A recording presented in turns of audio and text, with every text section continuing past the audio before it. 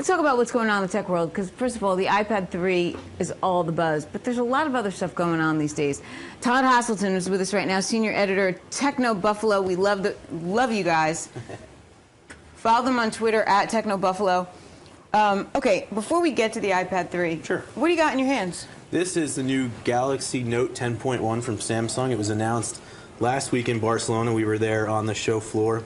So it's very similar to the Galaxy Note that launched on AT&T. There was a big Super Bowl commercial, huge phone in the United States now. And so it's got a lot of similar technology and the stylus here, and we can get it to work. Wait, but you use a pen. You use a pen, yeah. So it's about content creation for a lot of the parts. So you can take notes on the device. You can use Photoshop Mobile to draw pictures, edit pictures, stuff like that. So it's sort of something that I see better used in classrooms as opposed to, or people that just want to be creative on the side. More so than the iPad? I don't know. You know, we'll have to see what the iPad 3 is gonna offer, but right now this is sort of what was new at the show, among many other things. Was it one of the things that impressed you the most? It was one of the things that did impress me the most because it's taking something that usually everybody's like, stylus, why do I want a stylus? And now it's kind of showing that, hey, you can use a stylus for interesting things. And it's actually pretty fun. The only thing I wish is that it's stored inside the device. Yeah, they didn't do that. No. Huh. Just like the phone. So. Let's talk about the iPad 3 quick, because I know that's something everybody's interested in. What are we hearing about it? So today there were rumors that just broke that it's the 16th. It could launch. So tomorrow's the announcement date. They kind of, Apple stole the show a little bit during Mobile World Congress when Eric Schmidt, Google's chairman, took the stage and was trying to talk about Android. Then Apple sends out a press release from 6,000 miles away. Oh my God. You know, everybody's turning their heads and saying, hey, so iPad 3, Wednesday the 7th. So now, rumor this morning is that it'll hit store shelves on the 16th, but it's still a rumor, so we'll see.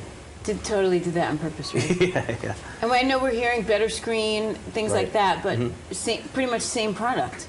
Well, I don't know. I think it could be, it's supposed to offer better battery life, although with a quad-core processor among the rumors, that remains to be unseen too, because quad-core is obviously going to suck some power. And then, of course, there's LTE support, supposed to be, that again hit another story yesterday, which would mean it will run on AT&T and Verizon's faster networks. The 4G. Again, a battery drain. So it could be a little thicker in order to balance out. Right, we did hear that. Power. Tell us again about the quad-core. Quad-core. So quad-core is huge. That was also big in Barcelona. What it will enable, I think, at first is better gaming. But I think right now you have the power from NVIDIA Tegra 3. That's the chip that was mostly announced in Barcelona. But you have the power. It's just now up to developers and software creators to sort of see what we can do with that power, right? So you have enough there, but we don't really know what we can do with it yet. And I think Apple will have to show that on stage tomorrow. And I think all of these phone manufacturers that are announcing quad-core devices are really going to have to show us what can be done with that. So quad-core is the way to go? Well, I'm not sure yet, because right now we have dual-core at the high end. Yeah. And quad-core processors that were announced in phones, HTC One X, for example, it will launch as a quad-core phone in Europe. But in the United States, it has to be dual-core because the chipset currently doesn't support AT&T's faster networks. So it's sort of, we still have to wait to see, you know, what can be done with quad-core. HTC is generally like ahead of the pack, though, right? Yeah, they've been really good at getting ahead with the best phones, the fastest. It was one of my favorite phones when I first started, like when, you know, the cell phone craze started. Yeah. So, okay, we're waiting to hear on what happens with this quad-core. Right. Let's talk, though, about this notion that your phone or your tablet is pretty much... You're only going to need one thing, I think, at the end of the day, right? You're not going to need a computer at home and a laptop and... Yeah. Right? And They're so close. There's two fronts to this convergence. So a company called ASUS is trying this with their Pad phone, which is a powerful phone that then sort of plugs into the back of a tablet to then power the tablet.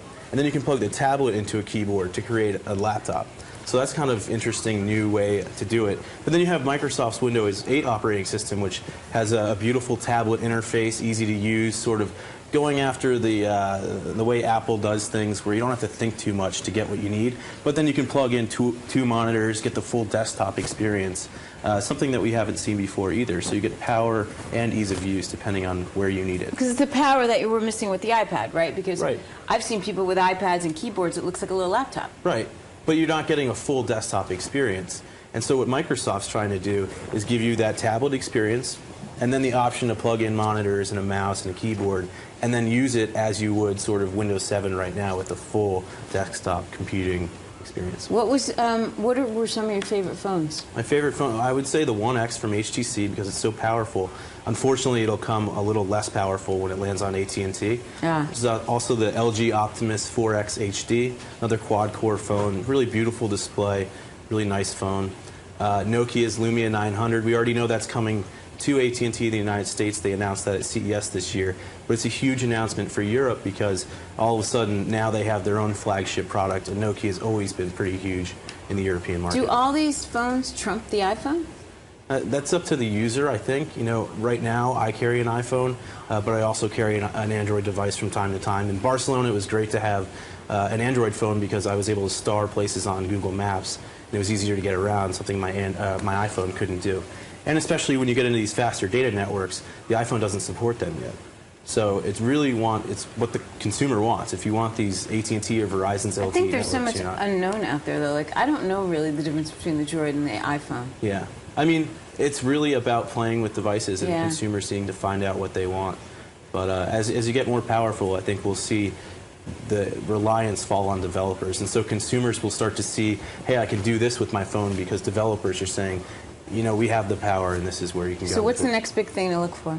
iPad 3. Really? Yeah, it's going to be huge. You know, Are we but going we'll to get see. one? I think so. I think so. It depends how long the lines are. And what about these phones? When these phones come to the United States, what are you getting? I'm looking at the Lumia 900 still. You know, I really want to see Nokia get back in shape in the United States. It's a beautiful device. Windows Phone's a great platform. I want to see where Microsoft takes it. But also, you know, the HTC One X is a beautiful phone too. So. Well, then you got to come back. But then and there's the tell us. iPhone 5. And there's the iPhone 5 coming. You're right. So you got to come everybody's back and trying to tell us.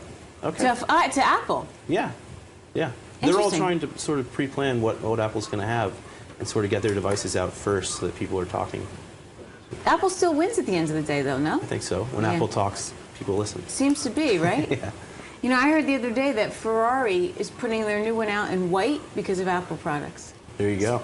We're at the Geneva Auto Show this week, actually, too. Check out the white Ferrari. Yeah. Todd, you're awesome. Todd Haselton, Senior Editor, Techno Buffalo. Follow them at Techno Buffalo. You're great. Thank you very much. Thank you. You're